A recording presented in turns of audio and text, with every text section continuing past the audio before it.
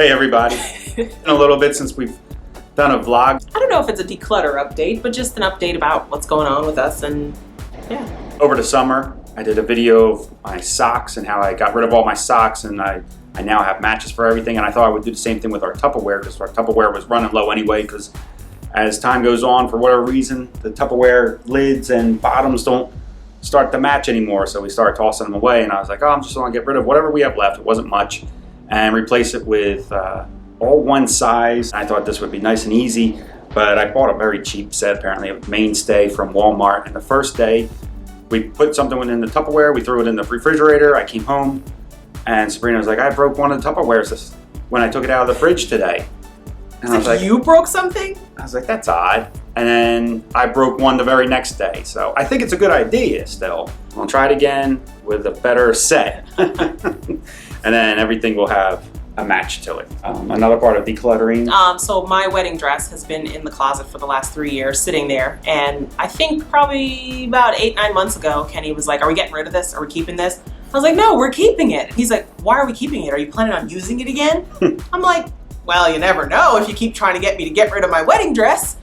And then I decided, it sat there for a while, and I look at my wedding photos and I love my wedding dress, but I decided I was going to donate it. So I actually found an article for 5 meaningful places to donate your wedding dress to. So I was just picking a place off of that list, and there was a place called Adorned in Grace that is up in Portland, Oregon, that sells wedding dresses that have been donated and wedding items that have been donated, and they send the proceeds to support fighting human trafficking and violence and that type of thing. So my wedding dress is actually getting cleaned right now. We're gonna pick that up later in the week, and then I'll ship it to Portland, and we'll kind of go from there. So the wedding dress is going.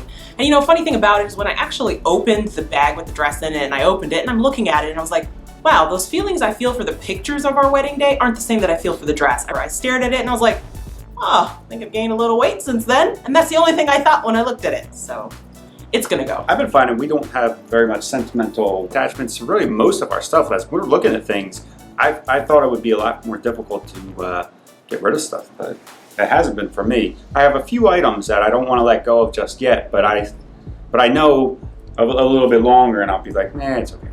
It's okay to let it go. Yeah, I can think of some things. I mean, we went through our cards from family members. I have cards from my 21st birthday and 22nd birthday and other cards from years ago that when I read like the words in them later that my mom has written to me or family members have written to me, I'm like, oh, that is so sweet. I can't throw this out.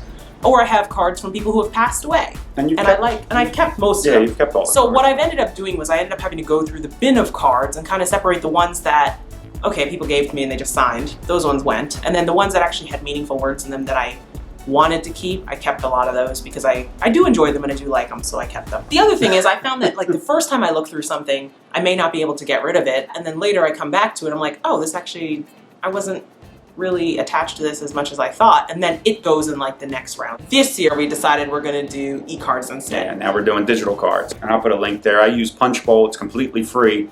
It's called punchbowl.com. I haven't done description links or anything like that yet, so if they're not there, and I used Blue Mountain just because I liked them and got sucked in, but you have to pay like a yearly fee. I think it's $20 a year, $24 a year or something like that, but it's because I didn't find the free site before I registered on the paid site. So something else that came up during the holidays when I was at work was people were asking, you know, well, what did Kenny get you for Christmas, or what are you guys doing for Christmas, and that type of thing. And it was funny to see people's reactions when I said that we don't exchange gifts. It's not just Christmas, it's actually birthdays. We don't exchange gifts for that. And so everybody at work seemed to be pretty curious about it. So I just thought, okay, well, maybe it's something we should talk about here. So one of the things, about 5 or 6 years ago, we realized that we really like traveling and going places. And so what we ended up doing is we still give each other gifts from time to time. Every once in a while. Yeah, it's very rare. Yeah, I would probably say less than once a year, maybe. It's not. Oh, yeah. It's not. I want to say it's probably once every 2 years or 3 years. But we just decided that rather than spend the money on the gifts, we'd rather go places. And so when we do exchange gifts, they seem very meaningful because it's a surprise and it's not something like, oh, Valentine's Day is coming, so I know we have to exchange a gift, or I know I have to get a gift for him because his birthday's coming. It's more like, oh, I really saw this and I know he's been wanting this, so it's something you'll just get randomly throughout the year or that type of thing. And So Yeah, that's how we so instead of a gift, just to clarify too, instead of a gift, we put that money into a travel fund. Yeah. We have a fund for everything. If anybody's watched our budgeting videos, we have a gift fund for nieces, nephews, and all that. Right, the kids, we still get kids gifts because Yeah. I don't feel like they shouldn't quote unquote suffer because of our thoughts and The beliefs nieces and about it. nephews, they still get But gifts. kids still get gifts. But the other good thing I like about the e-cards is because I do honestly get sentimental about my cards, like I explained before, this prevents me from hoarding cards. Going into 2017 now, and our plans are, if anybody's followed our other videos of us going to Winnebago, we really like what we found from Winnebago. And our original plan was that we were going to declutter our lives, downsize everything, and move into like a one-bedroom apartment. But what happened is we started following other people on YouTube, and we were like, these people are downsized so much that they're able to fit in a 30-foot RV, a bus almost, like a 30-foot bus. And I said, not only is it manageable for these people, but they look like they're having a lot of fun. Yeah, a lot of fun. So it's something that we were like, instead of moving into a one-bedroom, why don't we buy an RV and move into an RV and live our lives in an RV? It sounds funny to me still, even when I say it, but I don't know. After watching all these videos, we were really inspired by a lot of these people on YouTube. But we did not buy anything yet. No, we did not. But our plan is to buy a Winnebago, either the Winnebago or the Itasca. It's the same exact, it's identical. But a 27 NLX. And Sabrina had said something that really stirred up a lot of people in one of her old videos where she said, "That's what I do." Yeah, one thing for sure is that we will buy new. We have actually decided not to buy new. We are going to buy, used.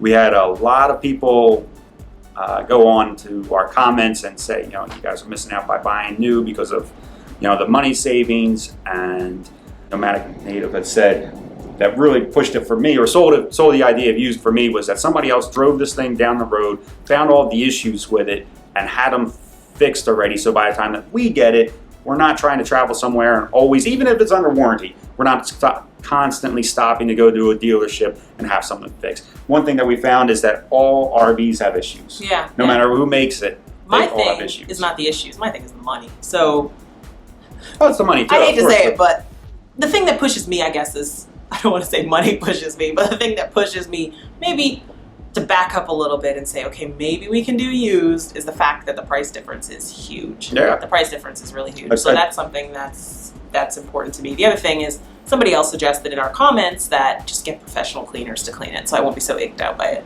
So that's the thought right now. Well, I hope you guys have a great new year and enjoy the rest of your holidays. Be safe, everybody. All right, take care. Bye.